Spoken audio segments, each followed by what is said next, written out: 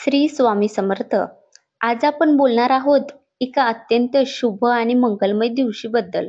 हा दिवस म्हणजे शरद ऋतूतील तेजस्वी पौर्णिमा, कोजागिरी पौर्णिमा. आपल्या हिंदू संस्कृतीत या दिवसाला फार मोठं महत्त्व दिलं गेलं आहे.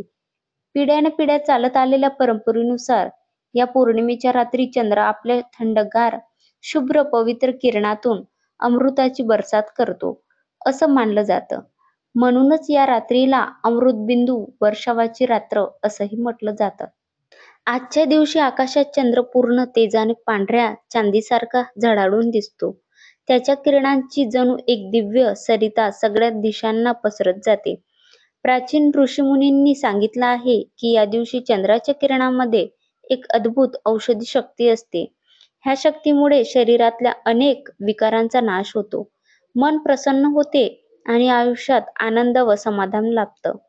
म्हणूनच लोक या रात्री दूध उकडून हे गच्चीवर किंवा अंगणात ठेवतात आणि नंतर त्या दुधाचा प्रसाद म्हणून सेवन करतात.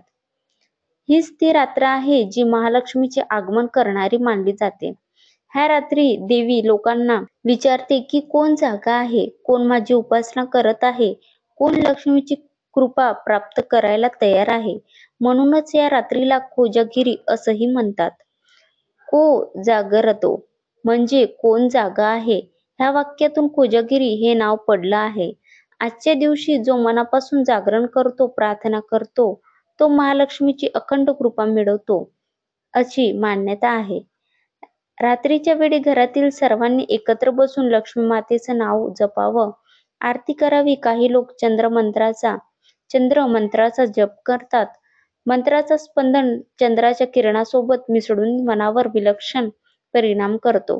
अशा वेळी मनातील नकारात्मक विचार नाहीसे होतात आणि मन अधिक प्रसन्न होतात. आजच्या दिवशी एक सोपा पण अत्यंत प्रभावी उपाय सांगतो. संध्याकाळी सूर्यास्तानंतर दूध उकळून घ्या. त्यात वेलदोडे, साखर किंवा थोडं केशर घालून अंगणात किंवा गच्चीवर ठेवा. मग आकाशाकडे बघा, चंद्राला नमस्कार करा आणि हळू आवाजात म्हणा, ओम श्री रीम श्रीम चंद्राय नमः.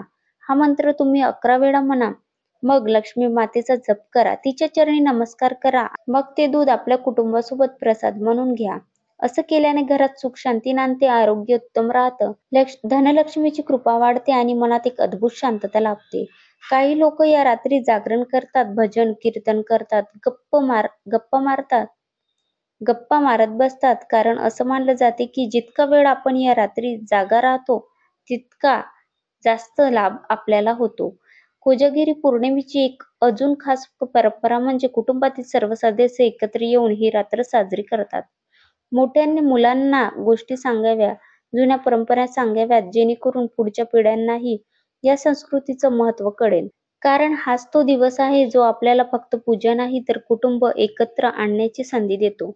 म्हणूनच मित्रांनो, आजची ही कोजागिरी पौर्णिमा केवळ चंद्रदर्शनासाठी नाही तर आपल्या आयुष्यात आनंद, आरोग्य, शांती आणि लक्ष्मीची कृपा ओढावून घेण्यासाठी आहे.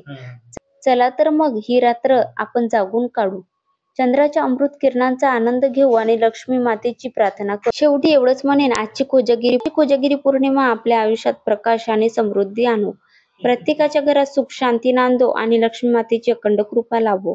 लक्षात ठेवा, 6 ऑक्टोबर 2025 रोजी ही पौर्णिमा साजरी केली जाणार आहे. त्या दिवशी नक्की हा उपाय करा आणि लक्ष्मी मातेची कृपा मिळवा.